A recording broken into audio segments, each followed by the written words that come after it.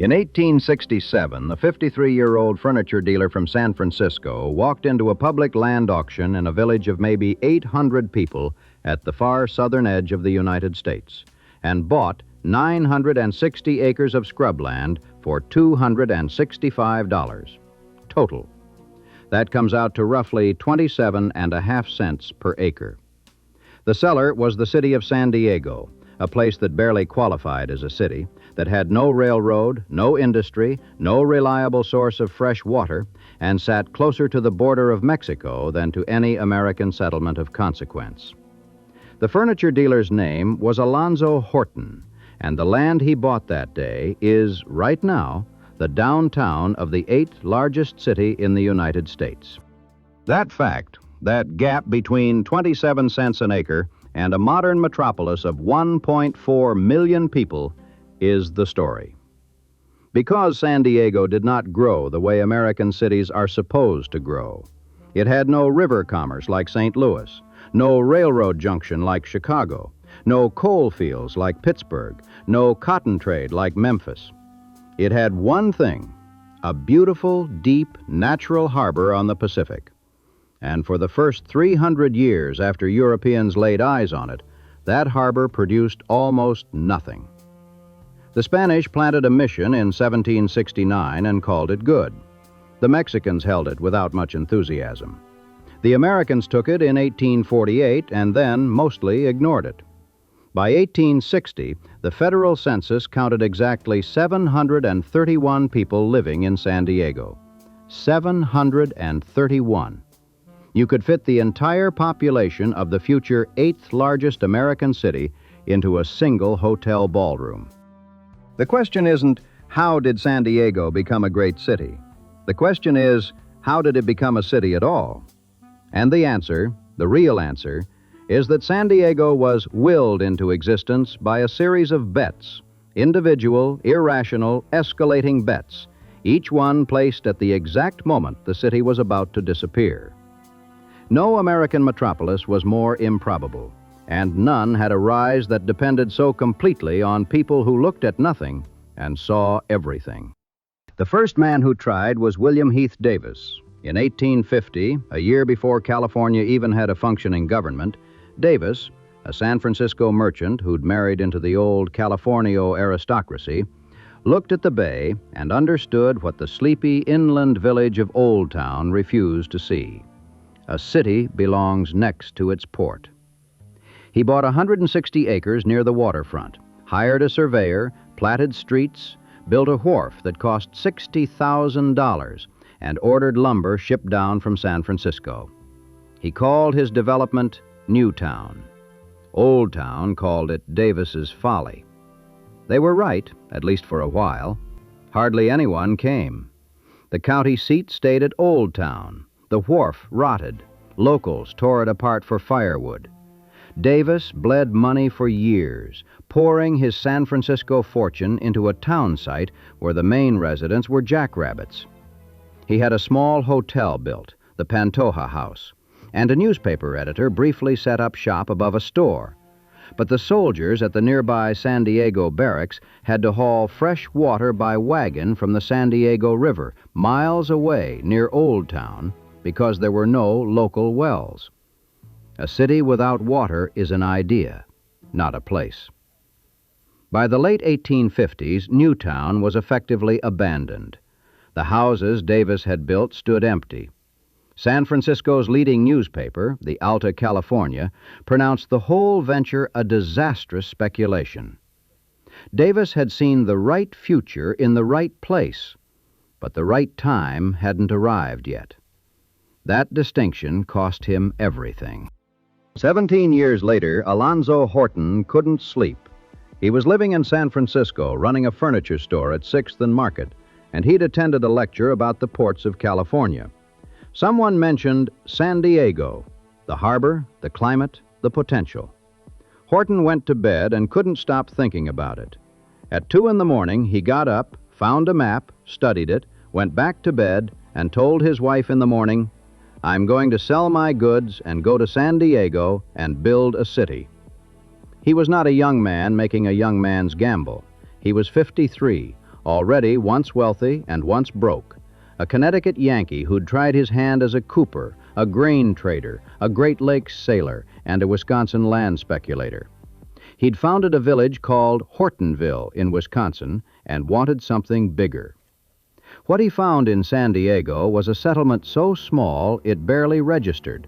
The population of the entire county was under 5,000. Old Town, the original settlement near the Presidio, was a cluster of adobe buildings slowly crumbling in the dry heat. And down by the bay, where Davis had tried and failed, there was almost nothing.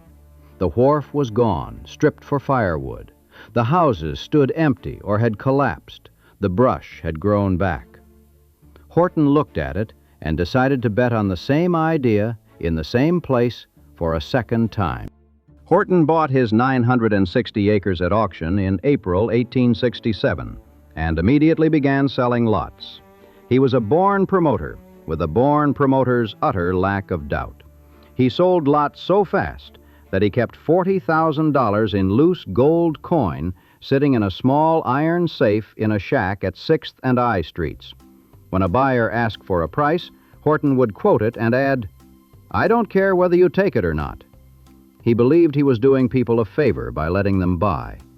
Within 3 years, Horton's Addition, as his development was called, was pulling business away from Old Town with the gravitational certainty of water running downhill. Horton gave lots to every church that asked for help getting started. He gave lots to anyone he judged would build something useful. He was told that San Diego was a copperhead hole, a nest of Confederate sympathizers in a Union state, and reportedly replied that he would make it a Republican hole. He grew his beard to look like Abraham Lincoln. In 1868, he persuaded the city to set aside 1,400 acres of empty mesa land as a public park, what would eventually become Balboa Park, larger than Central Park in New York. In 1871, the county records were physically moved from Old Town to New Town. The center of San Diego had shifted. The Chamber of Commerce was established that same year. San Diego, for the first time, had the bones of a real American city: a downtown, a hotel, a park, a business association, and a man who believed in all of it with what bordered on religious conviction. But a town needs a magnet, and Horton decided his would be a hotel. In January 1870, he broke ground on the Horton House, a 3-story, 100-room building on the block where the U.S. Grant Hotel stands today. Some of his own lot buyers protested. The site was too far out of town, they said, too far from the waterfront. Horton didn't care. The problem was money. He had $40,000 to start construction, and it wasn't nearly enough. By summer, the money was gone, and the building was half finished. Workers were laid off. Those who stayed agreed to take building lots in partial payment for their wages. A business partner sailed to San Francisco to find someone willing to furnish the hotel for free in exchange for 3 years of rent-free operation. Somehow, it worked. A Wisconsin businessman shipped $4,000 worth of carpets and took lots in payment. The Horton House opened on October 1st, 1870, the largest and finest hotel in California south of San Francisco. Within 90 days, it was so full that management was setting up beds in the parlor. A city was being willed into existence, one furnished room at a time. What Horton needed next, what San Diego had always needed, was a railroad. And this is where the story begins to feel almost scripted, because the railroad, when it finally came, triggered the most spectacular boom and bust cycle in San Diego's history. For years, the city had lobbied for a transcontinental connection. Construction began on an eastward line in the early 1870s, but a national financial panic killed the project. Then, in the early 1880s, the California Southern Railroad began building a line from San Diego north to San Bernardino, where it would connect with the Atchison, Topeka, and Santa Fe. The first trains reached San Diego around 1882, and the full connection to the national rail network came in 1885. San Diego, for the first time in its existence, was linked to America. What happened next was madness.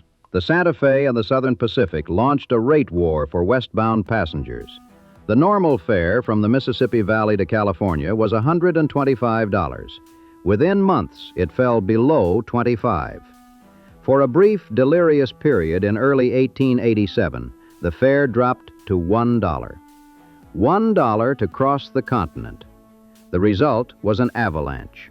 Speculators, health seekers, fortune hunters, and families poured into Southern California. San Diego's population, which had been roughly 2,600 in 1880, surged past 5,000 by 1885 and kept climbing. Over 26,000 visitors arrived in the city after the railroad connection was established. 300 new buildings went up. New subdivisions were platted on every patch of open ground. Real estate offices lined the streets, brass bands played at lot auctions, and the price of land rose like a tide with no shore in sight. Lots that Horton had sold for a few dollars apiece a decade earlier were changing hands for hundreds, then thousands. More than 100 new subdivisions were platted across the county. The Fisher Opera House opened on 4th Street in 1892, seating 1,400. The finest theater on the West Coast, built in the absolute certainty that a great city needed great culture. San Diego was building the architecture of a metropolis before it had the population of one. And in this frenzy, two men from the Midwest made a bet that still stands on the waterfront today. Elisha Babcock and Hampton Story, neither of whom had any experience in the hotel business, looked across the bay at the sandy peninsula of Coronado, a place populated mostly by jackrabbits and coyotes, and decided to build the most magnificent resort hotel in America. Not a hotel for San Diego, a hotel for the world. They bought 4,000 acres on the Coronado Peninsula and brought in architect James Reed to design a 5-story wooden palace that would compete with the great resorts of the East Coast. Babcock put it plainly.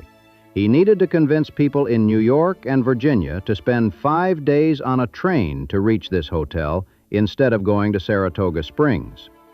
The construction was astonishing in its ambition. At the peak, 2,000 laborers worked on the site. They built with Douglas fir and California redwood and cedar, shipping in more lumber than the San Diego area could supply. They installed indoor plumbing, early oil-fueled furnaces, and, daringly, both gas and electric lighting, because nobody was sure yet whether electricity was a fad. The Crown Room, the main dining hall, stretched 160 feet long with a 33-foot arched ceiling, its wooden structure joined entirely with pegs and glue, not a single nail. Toilet seats were ordered from England, china from France, glassware from Belgium, 21,000 yards of carpet from Lowell, Massachusetts. Bricks were fired in a kiln built on site for the purpose. The hotel had its own electrical generating plant, one of the first in the country, and in 1904 it would introduce the world's first electrically lit outdoor Christmas tree. The total cost was $1 million, $600,000 for construction, $400,000 for furnishings. In 1888 money, that was a staggering sum for a hotel on a sandbar at the bottom of California. The Hotel del Coronado opened in February 1888, and 1,400 San Diegans ferried across the bay for the celebration. Room rates, including 3 meals a day, started at $2.50. Reports of the spectacular new resort were wired across the country. But here is the knife edge of San Diego's history. The Hotel del Coronado opened at almost the exact moment the land boom collapsed. The bust was as sudden as the boom had been wild. Land values cratered. More than half the people who had rushed to San Diego during the frenzy left again. The city's population, which had swelled toward 50,000 at the peak of the mania, crashed back to 16,000 by the 1890 census. Paper fortunes evaporated. Subdivisions that had sold for thousands of dollars an acre were abandoned. The railroads, meanwhile, had quietly shifted their main operations north to Los Angeles. Repeated floods washed out the California Southern's inland route through Temecula Canyon. When the Santa Fe rebuilt its line, it came down the coast, but the main yards and the headquarters went to Los Angeles. San Diego, which had dreamed of becoming the great Pacific terminus, found itself at the end of a branch line, a spur, a dead end. Alonzo Horton, who had been one of the richest men in Southern California, was nearly ruined. The decade between 1890 and 1900 was the flattest in San Diego's history, a net gain of barely 1,500 people in 10 years. The city that had dreamed of rivaling San Francisco watched helplessly as Los Angeles, which had its own transcontinental connections and a more aggressive booster class, pulled further and further ahead. By 1900, Los Angeles had 100,000 residents. San Diego had fewer than 18,000. The Hotel del Coronado's founders, Babcock and Story, ran out of money and had to be rescued by a man named John D. Spreckels. And it is here that San Diego's story takes its most remarkable turn. Spreckels was the son of Klaus Spreckels, the German immigrant known as the Sugar King of California. John had studied engineering in Hanover, built his own shipping empire across the Pacific, and was already wealthy beyond any need when he sailed into San Diego Bay on his yacht in 1887, supposedly just to stock up on supplies. But something about the place caught him. He invested in a wharf. He invested in the Coronado Beach Company.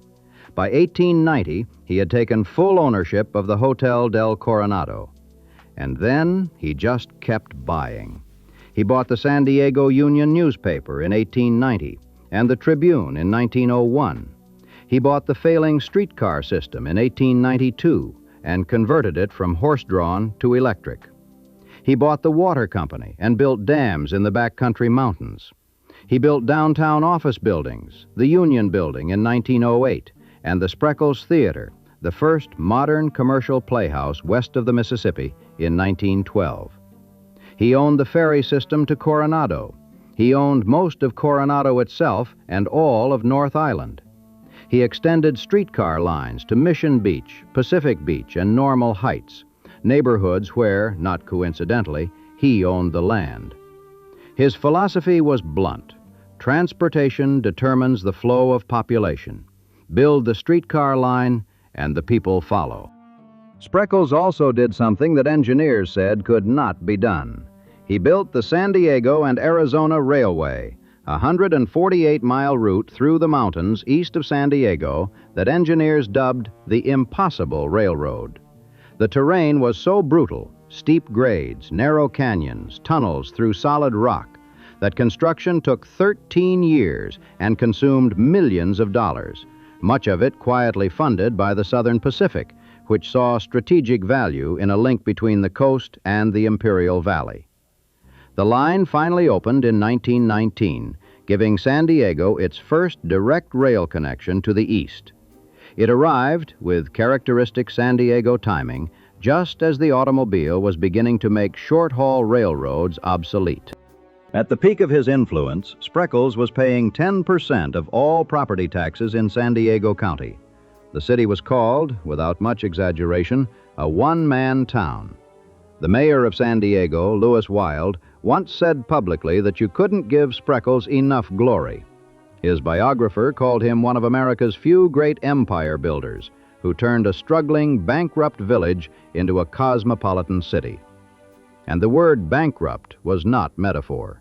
When Spreckels arrived, San Diego had just lost more than half its population. He built it back with sugar money, German engineering instincts, and a belief that the bay was worth more than the world yet understood. Then, in 1906, the San Francisco earthquake changed his life and the city's trajectory permanently. Spreckels, who had been splitting his time between San Francisco and San Diego, moved his family south for good. He settled into a mansion he built in Coronado, reinforced with steel and concrete, an earthquake lesson, and threw his full energy into the project of making San Diego matter. The most audacious expression of that ambition was the Panama-California Exposition of 1915. San Diego's population in 1910 was 39,578 people. It would be the smallest city in history to host an international exposition. San Francisco, 10 times larger, was hosting its own rival fair to celebrate the Panama Canal. Rational observers thought San Diego was overreaching, so far beyond its weight class that the effort bordered on comical. But San Diego's business leaders, led by the Chamber of Commerce, saw an opportunity that went beyond civic pride. The Panama Canal had just opened. San Diego's bay was the first American port of call for ships heading north through the Pacific. If the city could attract national attention, draw tourists and military eyes, it might finally escape the branch line obscurity that had haunted it since the 1880s bust. The exposition was, in other words, another bet, the biggest one yet, on the idea that San Diego could be conjured into importance by sheer force of spectacle. They hired Bertram Goodhue, a New York architect with no formal training, who had designed Gothic cathedrals at West Point. And what he created in Balboa Park was unlike anything seen at an American World's Fair before. Where previous expositions had used Greek columns and Beaux-Arts grandeur, Goodhue designed a Spanish colonial revival fantasy land. Ornate Churrigueresque facades, Moorish arches, Persian domes, all built on a 1,400-acre mesa that had been mostly bare scrubland. Footpaths wound behind the buildings through groves of acacia, pepper, and eucalyptus trees. Formal gardens bloomed with purple lupins, baby blue eyes, and white forget-me-nots.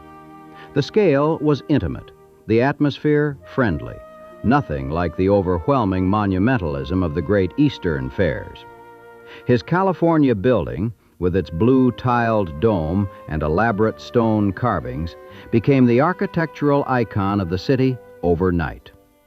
The style Goodhue invented for San Diego, this ornate, sunny, theatrical version of Spanish colonial architecture, would go on to influence the look of public and residential buildings throughout California for decades. Spreckels and his brother donated the Spreckels Organ Pavilion, the world's largest outdoor pipe organ, and hired a full-time organist to give daily concerts for the entire run of the fair. On New Year's Eve 1914, President Woodrow Wilson pressed a telegraph key in Washington.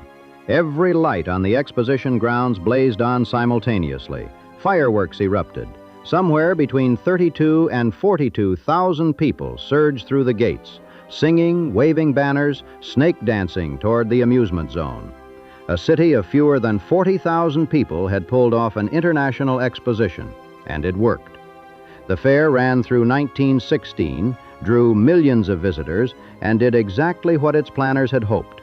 The population of San Diego County nearly doubled between 1910 and 1920. But the most consequential visitor wasn't a tourist. It was the United States Marine Corps. Marine Colonel Joseph Pendleton had come to the exposition and become an immediate, enthusiastic booster of San Diego as a military base. The Marines set up a year-long encampment on the exposition grounds that proved enormously popular with visitors. And a San Diego businessman named William Kettner, who had gotten himself elected to Congress in 1912, began what would become a relentless campaign to bring the Navy to San Diego permanently. Kettner understood something that the city's promoters had been circling around for decades. San Diego's harbor was a military asset of the first order, and the military was the one institution in America large enough and permanent enough to anchor a city that had no other industrial base. When Theodore Roosevelt had sent the Great White Fleet around the world in 1908, the battleships had visited San Diego, but the harbor was too shallow for them to enter. They had to anchor offshore while officers rowed in. Kettner lobbied for dredging, for a naval training station, for a naval hospital, for the expansion of facilities that would make the bay not just usable, but indispensable to the Pacific Fleet. He succeeded, year by year, appropriation by appropriation. The Navy came, and it never left. While Kettner was courting the Navy, San Diego was quietly building another identity. In February 1927, a 25-year-old airmail pilot named Charles Lindbergh arrived in the city with an idea that every major aircraft manufacturer in America had already turned down. He wanted to fly solo, non-stop, across the Atlantic Ocean in a single-engine airplane, and he needed someone to build the plane. Ryan Airlines, a small operation on the San Diego waterfront, said yes. The company's president, B. Franklin Mahoney, agreed to build the aircraft for $6,000 and promised there would be no profit on the deal. The chief engineer, Donald Hall, was 28 years old. He and Lindbergh worked side by side for 60 days, designing and building what would become the most famous airplane in history. The two men quickly realized that modifying Ryan's existing M2 model would not work. The range was too short. They needed a completely new design. Hall drew up plans for a high-wing monoplane with a 46-foot wingspan, 10 feet longer than the standard model, to carry the enormous weight of fuel needed for 3,600 miles of open ocean. The main fuel tank sat in front of the cockpit, which meant Lindbergh had no forward windshield. He would navigate by looking out side windows and through a small periscope. The cockpit seat was wicker, chosen because it was lighter than leather. Every ounce mattered. There was no radio. The plane was intentionally built to be slightly unstable in flight, so that the pilot would have to keep his hands on the controls and could not fall asleep. The Spirit of St. Louis was completed on April 28, 1927. Its first test flight lifted off from a dirt airstrip called Dutch Flats, about a mile from the Ryan factory. Lindbergh reported that the plane exceeded every hope he had placed in it. 3 weeks later, he flew it from San Diego to New York, setting a new transcontinental speed record along the way, 1,400 miles non-stop to St. Louis in 14 hours and 25 minutes. 8 days after that, he crossed the Atlantic. When Lindbergh returned to San Diego on September 21, 1927, 60,000 people packed Balboa Stadium to see him, the largest gathering in the city's history to that point. The following year, San Diego voters passed a bond issue to build a new municipal airport and named it Lindbergh Field. The Ryan factory building, where the Spirit of St. Louis was built, still stands in downtown San Diego, occupied now by offices, unremarkable to anyone walking past. Dutch Flats, where the plane first flew, is covered with townhouses and a post office. But what that 60-day sprint in a waterfront workshop really did was mark San Diego as a place where aircraft got built. And that fact was about to change everything. In 1935, a man named Reuben Fleet made a decision that transformed San Diego from a Navy town with a tourism sideline into an industrial powerhouse. Fleet was a former Army pilot who had commanded the first load of U.S. airmail from Washington to New York in 1918. He'd literally carried the first bag of airmail in American history. He had founded Consolidated Aircraft Corporation in Buffalo, New York in 1923, starting with designs he'd acquired from a defunct subsidiary of General Motors. The company built military training planes and, increasingly, flying boats, patrol bombers designed to take off from and land on water. Buffalo's winters made seaplane testing miserable and seasonal. When ice covered the lake, production stalled. Fleet looked at San Diego, its mild year-round weather, its sheltered bay perfect for launching flying boats, its publicly owned waterfront, its existing airport at Lindbergh Field, and he moved the entire company.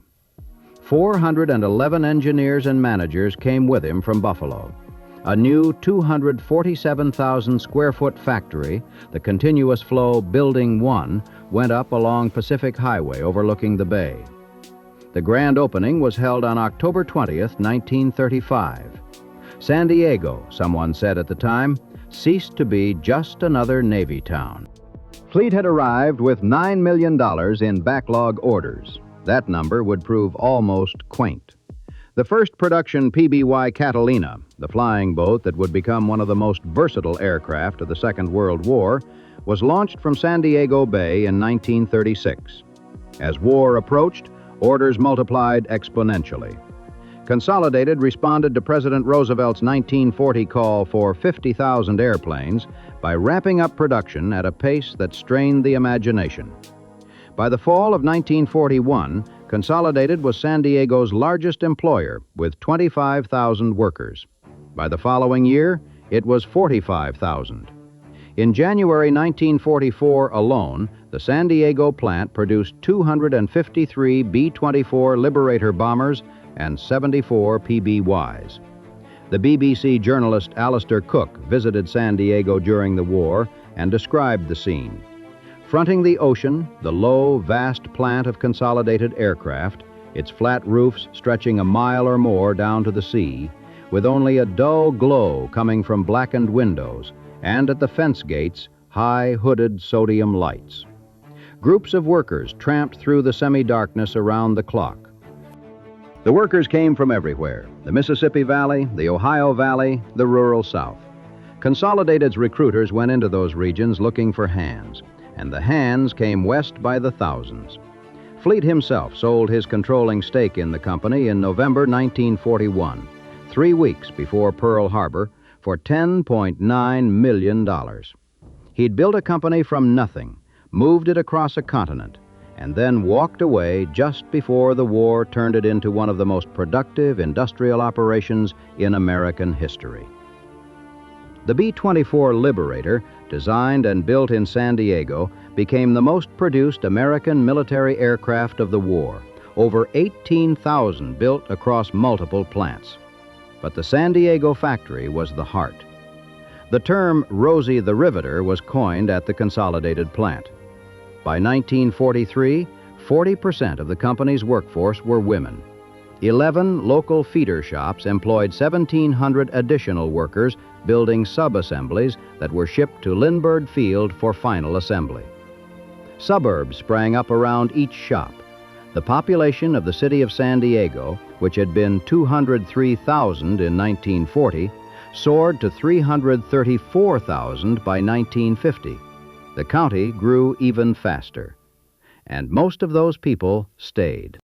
The war ended, but the military didn't leave. This was the permanent change, the one that all the previous bets had been building toward without anyone quite knowing it.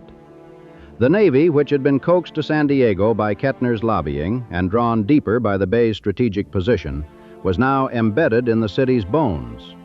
Naval Base San Diego became the principal home port of the Pacific Fleet. Over 50 ships, more than 150 tenant commands, 13 piers stretched across 1,600 acres. Naval Air Station North Island in Coronado, the birthplace of naval aviation, grew into a flagship carrier air station. Marine Corps Recruit Depot San Diego trained generations of Marines. Camp Pendleton, just up the coast, became the largest Marine base on the West Coast.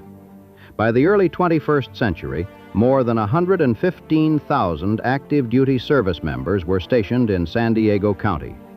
The military's annual economic impact was measured at $52 billion, 1/5 of the region's total economic output. 1 in every 5 jobs in San Diego was connected to defense. Consolidated Aircraft, meanwhile, became Convair, then a division of General Dynamics. The company built F-102 Delta Daggers and Atlas missiles, the rockets that launched America's first astronauts into orbit, from the same stretch of San Diego waterfront where PBY Catalinas had once splashed into the bay. The aerospace and defense cluster that Reuben Fleet had seeded in 1935 grew into a permanent feature of the economy, drawing research institutions, engineering talent, and technology companies that would eventually help San Diego become a center for telecommunications and biotechnology. UC San Diego was built on the site of a decommissioned Marine base, Camp Matthews. The Salk Institute, founded by the man who conquered polio, rose on cliffs above the Pacific in La Jolla. Scripps Institution of Oceanography, which had been studying the sea since 1903, became one of the great research centers in the world. None of this was inevitable. All of it traced back in some way to the decisions of specific people who had looked at a place with almost nothing and decided it deserved to be something. Think about what San Diego was at each point when someone placed a bet on it. When William Heath Davis built his wharf in 1850, the town was a few hundred people clustered around an old Spanish mission site. He lost. When Alonzo Horton bought his 960 acres in 1867, the population was in the low hundreds, and Davis's Folly was a cautionary tale. He won, for a while. When Badcock and Story broke ground on the Hotel del Coronado in 1887, the boom was about to collapse and nobody knew it. They nearly went bankrupt and were saved by Spreckels. When San Diego hosted the Panama-California Exposition in 1915, the city had fewer than 40,000 people and was competing against San Francisco for national attention. The bet paid off. When Ryan Airlines agreed to build Lindbergh's plane in 60 days for $6,000, they were a small shop on the waterfront with nothing to lose. The plane changed history. When Reuben Fleet moved Consolidated Aircraft from Buffalo in 1935, San Diego was still a mid-sized city of modest ambition. Within 6 years, his factory was the city's largest employer, and the Bay was churning out the aircraft that would help win a world war. Every bet was placed at a moment of maximum uncertainty. Every one could have failed, and several of them did fail, at least the first time. Davis's Folly preceded Horton's triumph. The 1880s bust nearly killed the city before Spreckels revived it. The exposition was a gamble that a city with no credentials could stage an international event and be taken seriously. The entire modern economy of San Diego, military, aerospace, research, tourism, was built on a chain of decisions that, had any single link broken differently, might have left San Diego as what geography suggested it should be: a quiet border town with a pretty harbor and not much else. John D. Spreckels died in Coronado on June 7, 1926, 1 year before Lindbergh's plane was built and 9 years before Reuben Fleet moved his factory to the Bay. He never saw the city become what it became. Alonzo Horton died in 1909 at 96, having watched San Diego grow from 800 people to nearly 40,000, but having lost most of the fortune that growth had once given him. He had seen the ox cart give way to the automobile. He had not seen the airplane. The Bay is still there, of course. Aircraft carriers with drafts exceeding 40 feet glide through water that was once too shallow for Roosevelt's battleships. The Hotel del Coronado, the wooden palace that Babcock and Story built on a sandbar full of jackrabbits, still stands, recently restored in a 7-year, $550 million renovation, its red turret roof visible from miles across the water. The Spreckels organ in Balboa Park, with more than 5,000 pipes, still gives free outdoor concerts every Sunday, as it has since 1915. Bertram Goodhue's California building still anchors the west end of El Prado, its blue dome unchanged against the sky. The U.S. Grant Hotel, which replaced Horton's original hotel on the same block where he broke ground in 1870, is still open, still grand, now a Marriott property, built in 1910 by the son of President Ulysses S. Grant at a cost of $1.9 million. And somewhere under the Spanish-style townhouses that cover Dutch Flats, there is the dirt where a silver monoplane lifted off on April 28, 1927, built in 60 days by a handful of people in a waterfront shop, bound for a destination that the whole world said was impossible. Which, when you think about it, is exactly the kind of thing San Diego has always been.